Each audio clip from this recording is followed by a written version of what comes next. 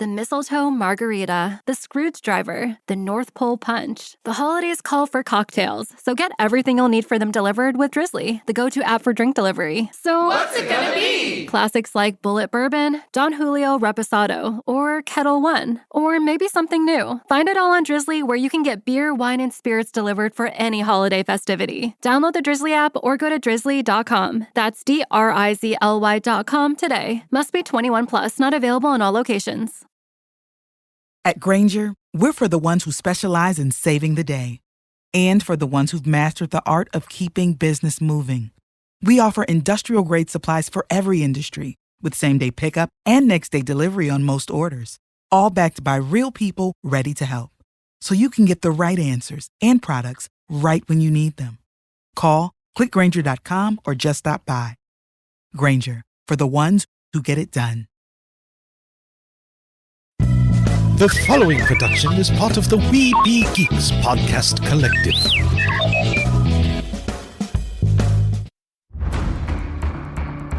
From days long ago, from uncharted regions of the universe, comes a legend.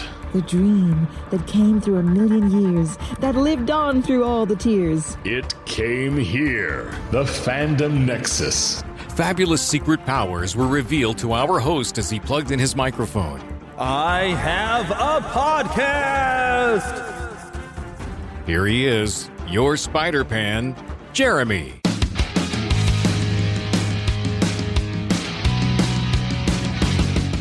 Hello and greetings to you. Thanks for downloading. You might be thinking to yourself, wow, you sound a little different today. And I do. I was at an event today that I'm going to be at tomorrow. It's kind of like a convention, the feel of it.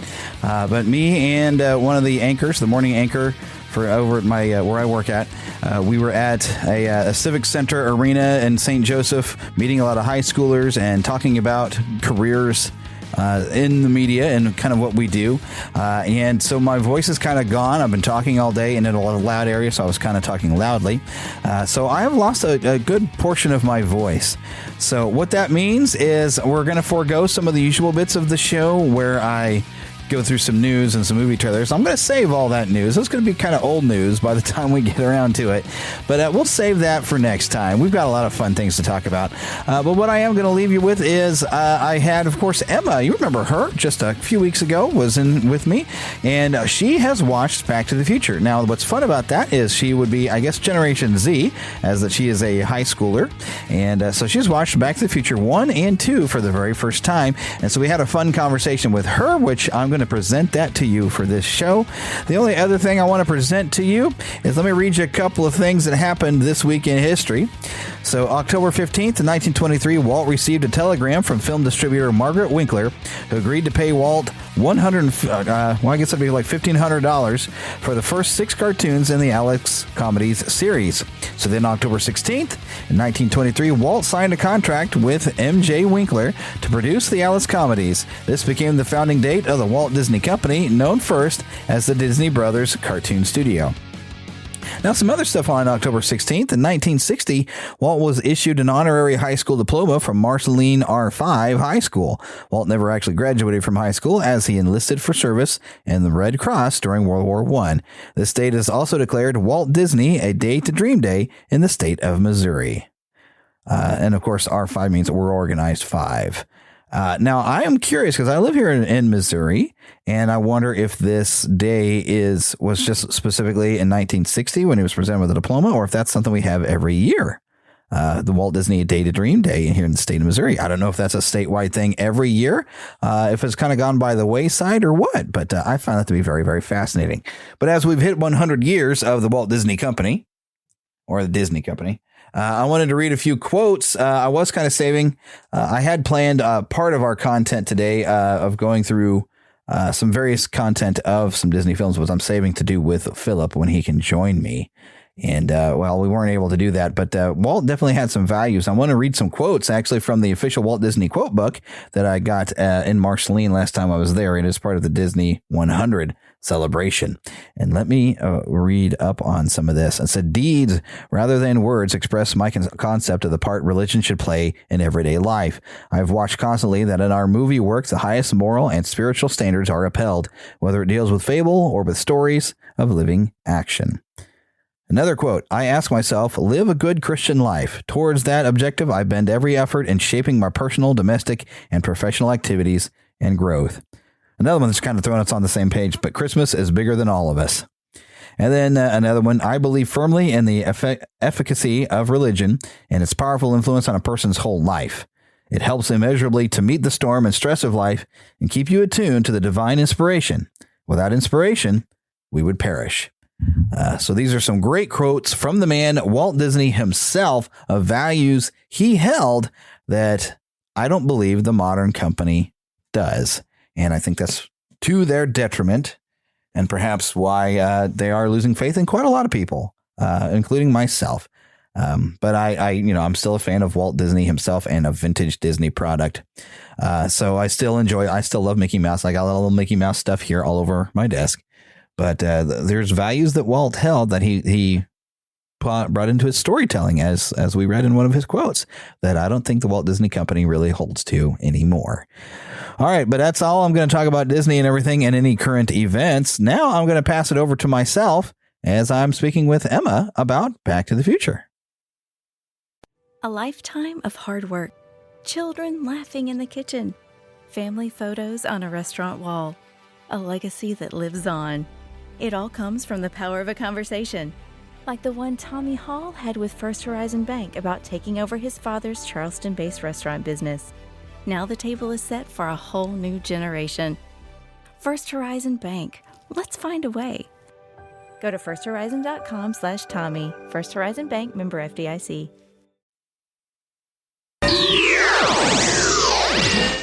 Want to see a movie? Yeah, any good? It was bad? I'm fuzzy on the whole good-bad thing. My eyeballs could have been sucked from their sockets. I like it a lot. The best movie ever made. A Fandom Nexus movie review. Emma is back. Yes, I am. Yes, all right. So I thought this would be a fun idea, and this gave me the opportunity to do it, even though she's not allowed to be an intern. I thought, what would happen if we took some old 80s movies or movies we grew up watching all the time and we had someone like a younger generation sit and watch these movies and see if they'd react to it the same way? This is how you find out if a movie really is as timeless as we think it is, as if younger generations can watch it and still enjoy it as much as we have. Now, they might not get the same things out of it. One thing I don't know if you let your daughter know about this, like how big Michael J. Fox was at the time through a TV show called Family Ties, which you probably never got to see an episode of Family Ties. Nope, I have not. But Family Ties was like a very popular sitcom. It was kind of weird because you had like these like former hippie parents, and then you had Michael J. Fox playing Alex P. Keaton, who was this very right-wing Republican Reaganomics, and he was always supposed to be pointed out that he's wrong because that's the way TV works, you know. Yeah. They're always messaging that way. So, but he became very popular because it was very funny. And originally, Back to the Future, they had cast a guy named Eric Stoltz, but he was more of a serious actor, and he just wasn't pulling the laughs that they thought. And so they recast after they'd already shot, I think, just like a few scenes and even the critical scene in front of the mall. And so they replaced him with Michael J. Fox because he actually knew how to be funny, because that's what they were going for. I thought he was funny. Yeah. See, he was very popular at the time. So that's all the marketing they had to do was like, oh, Michael J. Fox is in a movie now. So suddenly we were like, okay, I don't understand what this is. It's time travel. And then, of course, Christopher Lloyd was very popular from being on Taxi. He's always played quirky characters. So you have like two very big names in television suddenly now in a movie. So there was already excitement just for the casting. So there's something that like you might have been missing, although you're probably familiar with Christopher Lloyd already. Oh, yeah. And, you know, Michael J. Fox probably retired about the time you were born from Parkinson's. Yes. And so he's had to step down and everything. There's actually Back to the Future's got some charities that actually raise money for Parkinson's research now in his name, which I've actually donated through. I got a nice photo of me at a convention with the Time Machine DeLorean. I'm doing the watch pose. I've got a photo of that cost me some money that went to that foundation. So I thought it was pretty fun. I might have to use that again for the album cover. So for this episode. So you got a chance to finally sit down and watch 2 of the movies. Yeah, I didn't get to the third one. Ooh, so you get that cliffhanger. Yeah, I did. See, that the fun part is, yeah, you're having the same weight that I did, because I saw the first 2 movies in theaters. Didn't know a third one was coming. I was very much surprised when I went to the second one to see that trailer for the third, but I didn't get to see the third one until later on video cassette. So there was this whole wait knowing this movie was out there that I had to wait to know how it was going to resolve. Yeah. So, and one other thing I'm going to mention on casting is, just because this was fun, like Claudia Wells, who played Jennifer, who did not return, and I forgot why. I think it's because she was really strung out, had a lot of problems going on in her life, gave her life to Christ later, and this completely turned her life around. It's completely different. So I always like to share that. And then the other, of course, you probably noticed, we didn't have a return of the original George McFly. Yeah, Crispin Glover did not return. He apparently had a very bad experience making the first film, but he's an eccentric person. There actually ended up being a lawsuit because actually one of the previous guests I've had on the podcast, the actor Jeffrey Fishback, but there was actually a lawsuit because they made the actor, when they were refilming the past, they wanted him to look like Crispin Glover, and Crispin Glover took exception to that, which I guess you would, but I understood why they would do it, because you're not going to come back. We want to make sure it still looks like you. We don't want it to be, different. Now they got away with it with the older version. So There's a little bit of fun with the casting going on with these 2 films. But now, all right, let's plunge into your brain here. So, okay. Well, obviously I watched the first and the second one, did not get to the third. But I kind of decided that I definitely like the second one more. Really? Yeah. That's interesting. There was a lot more to it, I guess, than the first one. I don't know if that's a controversial thing to say. Yeah, because the second one's a lot like that second chapter where it's very kind of dark and it's very depressing when you have the Biff world going on. And so that one's, it's hard to get into that one because you're just like, He was so funny. I loved him. He's so funny. He's actually done some stand-up. There, the actor who plays Biff, actually super nice guy, and another good Christian guy. And he had a podcast for a little while. Tom, and I had my list of casting here, but he is super, super funny. But he uses the fact that he's actually got a song that I wish I could probably play, but he might have a copyright on it, where all the questions that people always ask him, and he made a song about it that is super hilarious. Tom Wilson, super, super funny. The funny thing is they also the same name as the guy who created Ziggy, but that's a different thing. Yeah. So would you think he's funnier in the second one or in the first one as Biff? That's a harder one to decide, because I thought both were funny. Because at the end where it was like a kind of recreation of where McFly was running away from him, and then the cow manure. The recreation of that was really funny. I thought it was really funny. And one of the questions in his song is, no, it wasn't real manure. People apparently ask him that. Oh, interesting. Yeah. Now, your mom might have pointed something? Oh, I guess you watched it with your dad, though. Both of them. You did watch, because you probably know some of these weird things to watch for that are real subtle. Like at the beginning, when he goes to the mall, it's Twin Pines Mall. Right. Mm-hmm. Did you get shown how after he crashes one of the pine trees when he first goes back? Because Doc is talking about, oh yeah, I remember that the farmer, he had us all this thing about growing pine trees, and that's where Marty crashes. He takes out one of the pine trees on the way, and when he comes back at the end of the movie, it's Lone Pine Mall. Oh, I did not catch that. There's so many little clever things in that first movie, especially of course the references. That's still one of my favorite parts. I'm Darth Vader from the planet Vulcan. Yeah. Yeah. Now, do you know what the music was that he was playing? No. Because this is before your time. That's Van Halen. Oh, I love Van Halen. I've heard a few of his songs. Yeah, I don't know exactly what song they were used and everything, but that's Van Halen that he plays into George's ears. Interesting. Yeah, I definitely, one of my favorite characters apart from Biff, of course, was Doc. I really liked him. He's a favorite. I thought he was really funny, really cool. Yeah, Christopher Lloyd's just brilliant. And everything he does. Yeah, definitely. I also think that Michael J. Fox, I think he did a really good job at playing Marty. Yeah. I really liked Marty too. He was a very interesting guy. The guitar solo at the end of the first movie, that was so funny. It was so funny. I was like, he went a little too extra. Reminds me of my mom. She likes me. I had to explain that all to her with the cousin. Yeah. Why that This is your cousin, Marvin Berry? Yeah. Is Chuck there? Yeah. Yeah, I had to kind of explain that to her so she'd get that reference. Yeah, I got that. Yeah. So. There's and the other like subtle thing is that you could blink and miss it where the mayor's truck while he's still in 85 goes by, so you just briefly get like this guy's the mayor, and then when he meets him back in 1955, yeah, hey, that's right, he's gonna be mayor. Plus, you've probably never heard of a soda called a Tab or a Pepsi Free, because what was Pepsi Free was the caffeine free version, right? And then Tab, I don't remember who made Tab. It kind of came and went. I don't know if I ever drank Tab. I think that's the Coke version of. I think it was a Coke. Maybe it was like a caffeine free thing, because it seems to be trying to avoid the caffeine. Yeah. Which I guess that was sort of a thing we thought in the 80s. We needed to avoid the caffeine, and then we had the NutraSweet and the Diet Coke.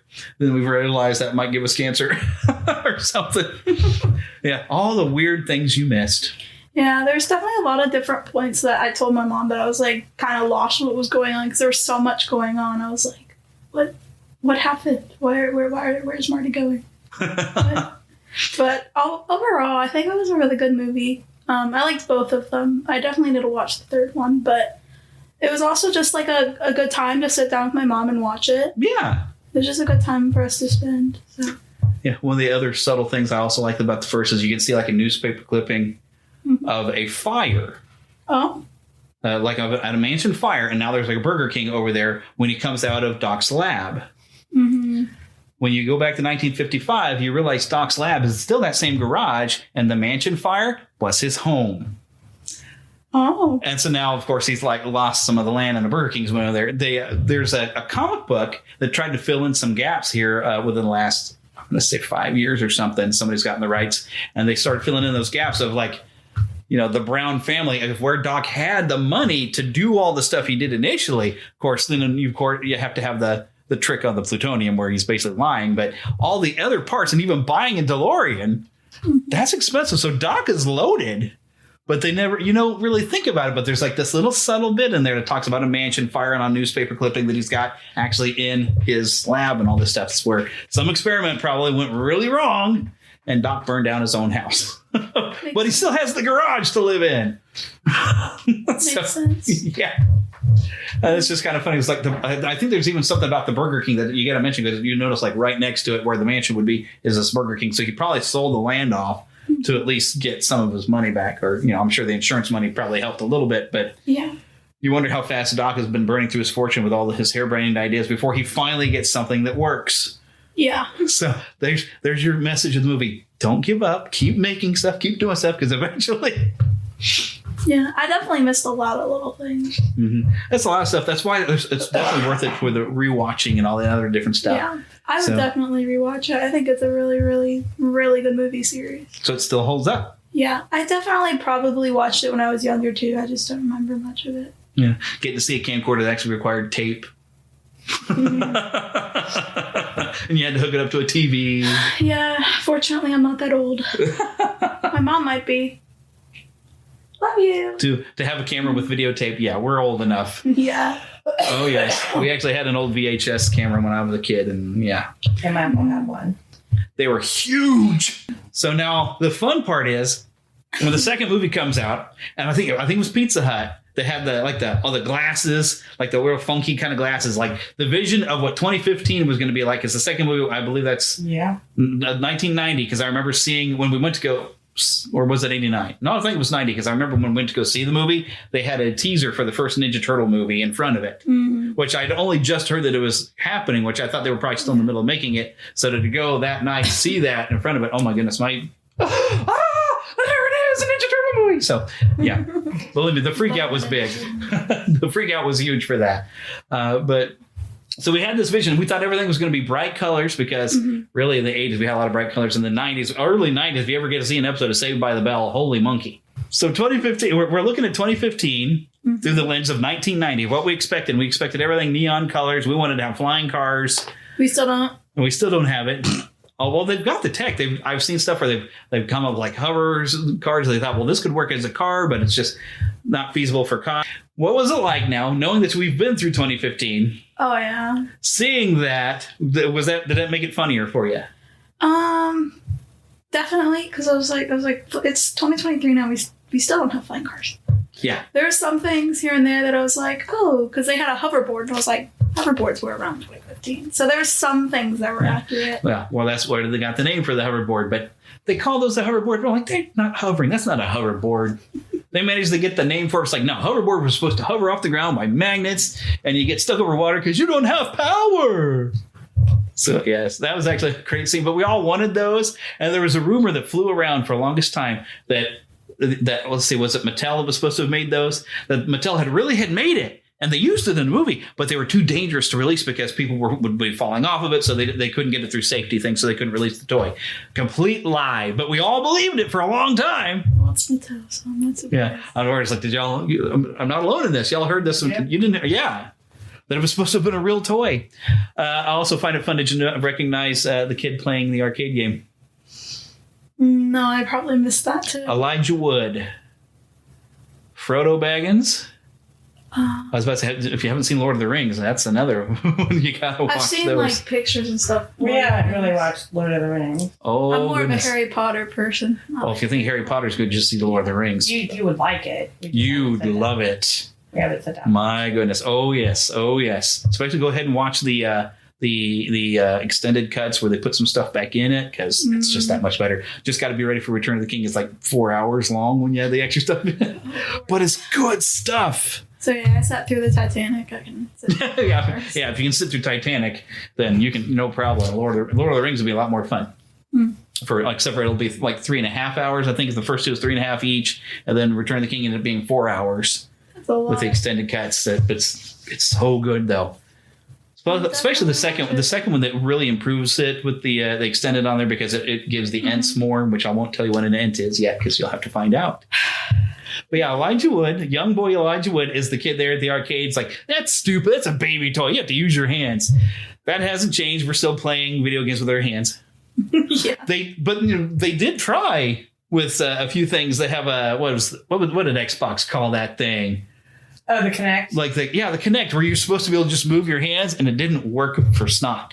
It was terrible. It sold a little bit, but it didn't work the way it wanted to, and they tried to make a Star Wars dancing game out of it and all this other stuff. I guess you played a Star Wars game on it. They had like some sort of like Jedi training game, I think they tried to make too. Yeah, we did that for a little bit, but it didn't keep his attention very long because you had to be a certain... Like, if you're too close, it didn't work. If you were too far away, like, you had to figure out exactly where you needed to be. And that kind of sucks. Yeah. So we're still using our hands with baby toys. I thought I had a controller in my lap, but no, it's this. So we're still playing with the baby toys and have controllers, but we're wireless now. So I wish they would have shown what a gaming console was supposed to look like in the future. That would have been really interesting. See their take on it. One thing that did kind of carry over is that whole 80s cafe. Now, I don't know if the nostalgia was quite as strong in 2015, but nostalgia has become strong, and even in your generation, y'all got an appreciation. I kind of think Guardians of the Galaxy helped putting some of those old songs in there, because some of my wife's students even have gotten into some classic rock over a lot of, thank God somebody's saving them from Taylor Swift by playing some classic rock, okay? So, and I don't care if I make the Swifties mad. I love Taylor Swift. Well, you go ahead. You're young enough to be able to get away with it. Play Taylor Swift in the car anymore. I'll thumbs up that. He's a little dramatic. I'm down with that. So you can't hear her father saying I'm nauseating. But I think that's the only thing that really carried over that we actually got. Some of the stuff of the stuff that they imagined. I mean, from being able to rehydrate a pizza. Some of the stuff we kind of did, having the fruit that you were kind of growing in your kitchen. There was you probably were around for this because people, what was that thing called? You could grow your tomato plants and you could hang them, and it became like this big thing for a while. Then it all went away. Yeah, I know what you're talking about. Yeah, I remember what it's called. But you could hang a tomato plant, so you could grow your tomato plants like off your balcony if you're in an apartment, which was great because we did.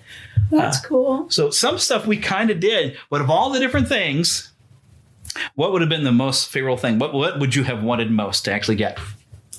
I can remember the movie theater thing where the shark came out of that would have been super cool. To actually have that in theater? I mean, we kind of have that, but like 3D, but like not on like the outside. That would've been super to have the full hologram thing of a big shark. Yeah, that part was really funny. Him freaking out about it was so funny. I thought it was hilarious. Now, you've heard of Jaws movies, though, I guess, before, right? Yes. So that wasn't like what's this? I think I've watched one. I was more of a Sharknado. I didn't watch those. It sounded too silly. I watched all of them. Retarded. Yeah, that's why I didn't watch. But I guess they meant them to be that stupid. Yes, so. they did. But I'm like, I don't watch movies when they're intending it to be that stupid, so I skipped it. Yeah, I watched all of them. I think they were really interesting. So, yeah, I think that was the time we thought we were going to always have Jaws movies because they kept making them even though they were terrible. We thought we were always going to have more Rocky movies. How unexpected then was the ending for Back to the Future 2? I'm trying to remember the ending. It's been a couple of weeks since I watched it, so I don't remember. Basically, where they're about to go back there, and Doc is hovering over there. Lightning strikes the car, and then next thing you know, Marty's getting a letter from 1885. Yeah, that was like, again, the whole movie, like both movies, I was very confused about the whole thing. So that whole part, I was just like, huh? What just happened? What happened? But I know Doc's fine because it's Doc. Yeah, plus he's got a letter he sends like, hey, you know. So yeah, Back to the Future 3, of course, going, and it's basically a weird, goofy Western, which gets even funnier. Yeah, they did show the preview at the end of it. Yeah, you get a weird preview. I was like, that'll be really interesting to watch. But because I was a kid at the time, I'm sure maybe some magazines, movie magazines probably had something that they had made a back-to-back, you know. That's the first time I'd ever heard of making a pair of movies that were going to be sequels back-to-back.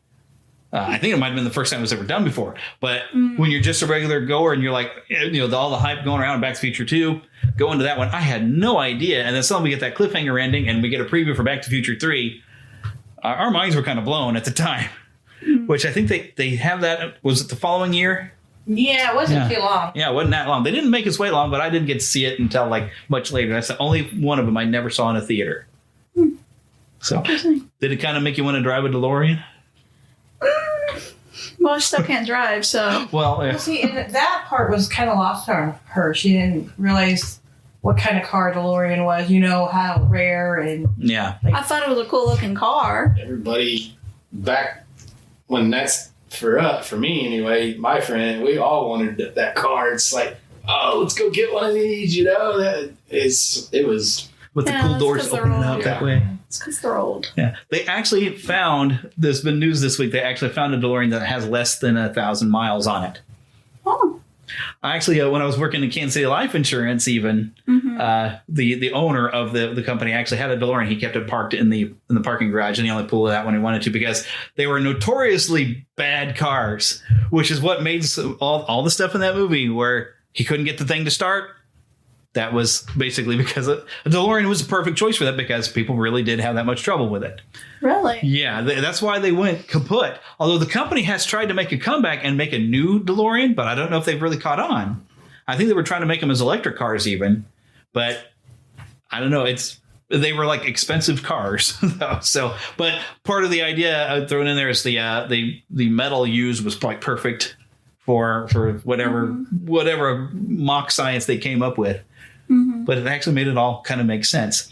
Now, which version of time travel would you prefer, though, as far as like the results of it? Back to the Future, where you go in the past affects your timeline. And although you did get a branching one in the second one, but they were able to restore it back to the original. Take that versus Avengers Endgame, where they constantly were saying Back to the Future had it wrong. And every time you do something in the past, you create a whole new universe. Then, of course, the third option of how we get time travel is Doctor Who, which hopefully you've watched some Doctor Who. Okay. The other child does Doctor Who. Okay. Yeah, if you like. But you got wibbly wobbly timey wimey stuff where they never really have to explain anything, but you have certain set points just because the doctor says it was that can't be changed, but he can change everything else without really affecting everything else. Which makes more sense to you?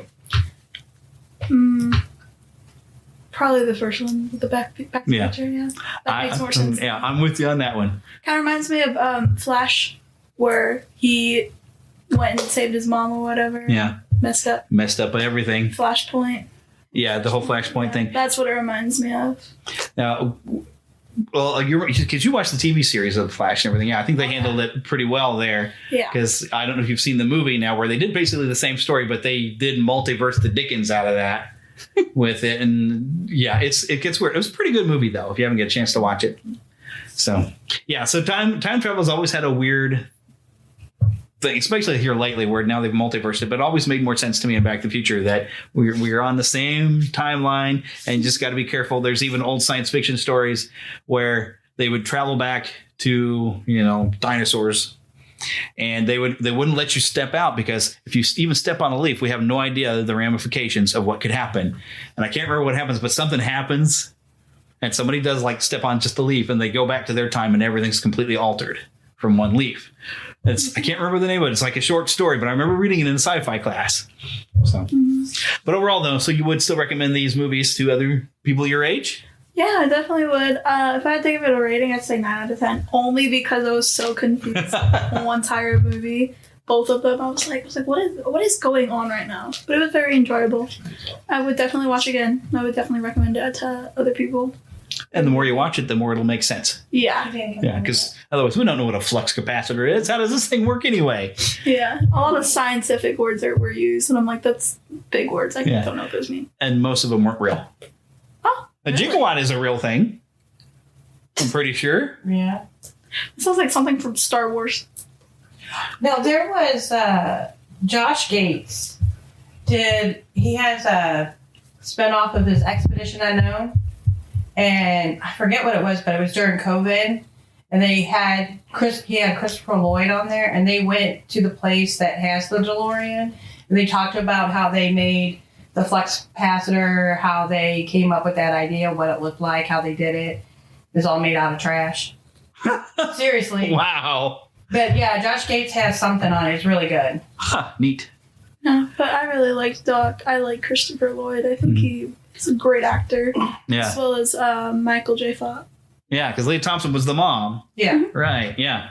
Which is amazing the makeup they did on her to turn her into the older mom and then get to see her at her age. Confused. She had to explain that to me a little bit. I was like, that's makeup?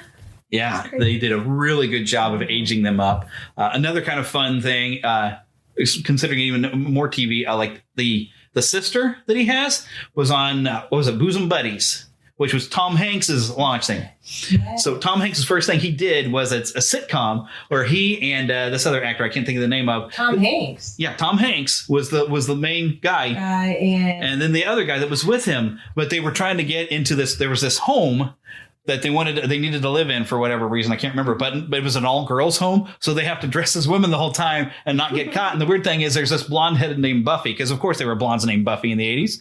Tom Hanks had this huge crush on, but he had to be careful that she didn't find out that he was a guy. And it was so screwed up. And it used the Billy Joel song for the theme song. But Tom Hanks was a master of comedy actually for years. But yeah, so his sister was actually on Bosom Buddies. And then his older brother was Jimmy Olsen in the original Superman movies with Christopher Reeve, which if you haven't watched those, watch the first two, but try to get the director's cut of the second one. Although I still like the original version of the second Superman movie, but you can kind of stop. Some people, the Richard Pryor third one is still not horrible. It's just not very good. And then the fourth one, ignore it exists. But the old Superman movies were good stuff with Christopher Reeve, man. That was our Superman. The other guy with him. I know. Now we're trying to think of the guy. Because he has done some other things. Yes. So, yeah. So, yeah, there's a lot of TV references and all. Everybody in his family was something. Picture both of them. But yeah, we can picture him. We can't think of his name. Did I have anything else I'm going to throw in there with that? Of like all the people we got introduced to. Of course, it was fun getting Michael J. Fox getting to play his daughter later. And his son was hilarious. They act like he had been around. But the first time you see him is in the second movie, but Flea from the Red Hot Chili Peppers. The band? Oh, I love he's the bassist from the Red Hot Chili Peppers? Yeah. But he's actually even the guy, well, you won't see him again until the third movie. But he's like one of the bosses at his work who calls him a chicken. Because that's also where they talk about him being in an accident. Where don't forget that Marty was in a bad accident, and that's how he lost his ability to play guitar. Don't forget that; it'll be important. Yeah, I like. And you'll see Flea again. I've been listening to them a lot lately. Well, there you go. The other surprise person you see, kind of a background thing you might not recognize. Speaking of Titanic, and now the actor's name went out of my head. The bad guy. Oh. The main villain guy is actually one of the bad guys in Back to the Future. And in the second one, he's wearing a cowboy hat. He's one of Biff's friends, the tall one. And he always plays villains, except for one time I've seen him not play a villain. Is they made a movie of an old like pulp comic character called the Phantom, which actually I kind of liked it as a fun movie. But that's the only time I've seen him get to play a hero, because he's makes such a great villain. There's even a Tales from the Crypt movie where he plays this monster demon guy. Oh. He's so horribly scary. He's great at playing bad guys, but occasionally he gets to play a good guy. But he actually is just a background. You know, he only has a couple lines occasionally throughout the trilogy, but he's one of Biff's friends, and he became a bigger star later. And I think the big thing most people are going to recognize him from probably is Titanic, of being the jerk boyfriend. But I cannot think of his name now for the life of me. Right, her boyfriend at the beginning. Yeah. That's how irrelevant he was in the movie. I'm going to go digging around here. Oh, James Tolkien, of course. The fun thing, you see him as Principal Strickland. He does a very similar role in a Masters of the Universe movie in 1987, which, by the way, if y'all have not listened to Retro Rewind, where I was a guest on there, because James Tolkien was on that one as well. But go and check out Retro Rewind. I was in there, Masters of the Universe episode. I guessed in there, and I'm going to find his name here. Oh, Jason Hervey was actually in there. Milton Baines. Jason Hervey popped up in a lot of things in the 80s. Mm-hmm. We need to wrap this up, but now I'm like, that's going to drive me crazy if I don't find that actor's name. From the Titanic. It was in... Huey Lewis. You wouldn't have known Huey Lewis, though, his cameo at all, would you? No. Because Huey Lewis wrote at least 2 songs for Back to the Future, with the Back in Time and Power of Love. And the funny thing is, when Marty and his band is playing a riff from Power of Love, Huey Lewis is the guy who stands up and say, "You're just too dang loud." It's his own song. It's a funny, hilarious cameo when you realize that's Huey Lewis. There's even today, a lot of people don't recognize that as Huey Lewis. Well, darn it, I cannot find that dude's name. You would think it'd be a major... Oh, wow. I mean, he's Billy Zane. There we go. I had been looking at it right before, but I was looking, oh, look, Harry Waters with Marvin Berry, because I think he's done some other stuff too. But yes, so that's all the little kind of fun things. Next time you can watch for, and then look up Huey Lewis and the News. They were huge in the 80s. They had been like a bar band that people had kind of listened to. It was like, hey, these guys are pretty good. And they got to do songs, which they originally didn't want to do anything for movies. They were asked to actually write a song for Ghostbusters. Oh. Huey Lewis turned it down. So the controversy happens is when Ray Parker Jr. They told him, we kind of wanted a Huey Lewis song. So Ray Parker Jr. got basically the riff of Huey Lewis's song, "I Want a New Drug." And that's this Ghostbusters theme. I did that in a talent show in school once. What, Want a New Drug? Elementary school. When I was still in Texas. I sure did. You sung that at a school? I lip synced it, and the teachers looked at you. I loved it, though. Did you win the talent show? No, one of my classmates did. Well, that sucks. Yeah. Well, in elementary school, we had some people that lip synced smoking in the boys' room. I was second. I love that song. I went and saw Motley Crue last year. Oh, my goodness. Okay, I do have a new sponsor for the show that I want to tell you about before we get out of here. Dubby. Dubby has energy drinks, and I think a lot of it is powder. But they have energy drinks where they promise no jitters with their energy drinks. And they are a new sponsor.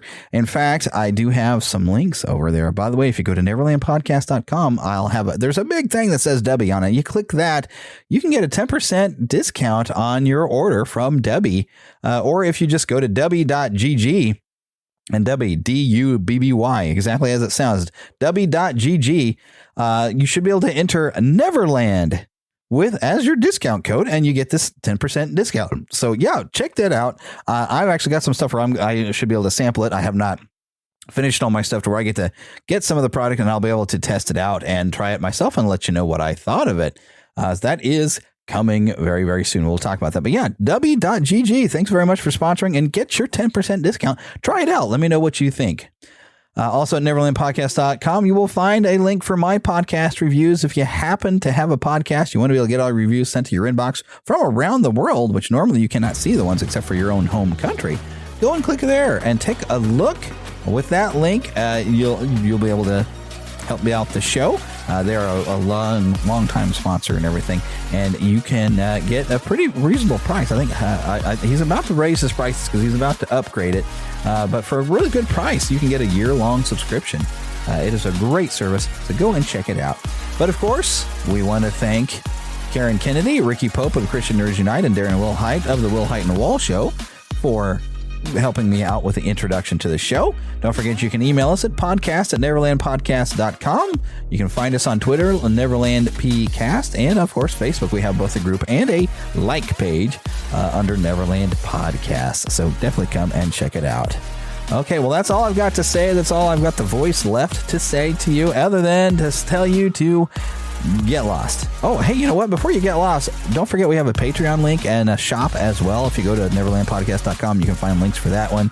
Patreon is under /Neverland Podcast, of course, and you can become a patron. I do have some special content. The interview you just heard with Emma went on a lot longer with a lot of extra content. And all that extra content is available to patrons to go to patreon.com/Neverland Podcast or find the link on our website. So make sure you go and do that. But so, all right. So from there, though, now I'm going to say to get lost in an adventure. And I will talk to you next time very, very soon. I'll have my voice back, I think, by then. And I've got a lot of fun stuff. Actually, some more Disney content to jump into that I thought you'd be fun. It's more about some vintage Disney. And that Philip and I are going to have a wonderful conversation. So make sure you come back and listen to us and tell your friends. Bye-bye.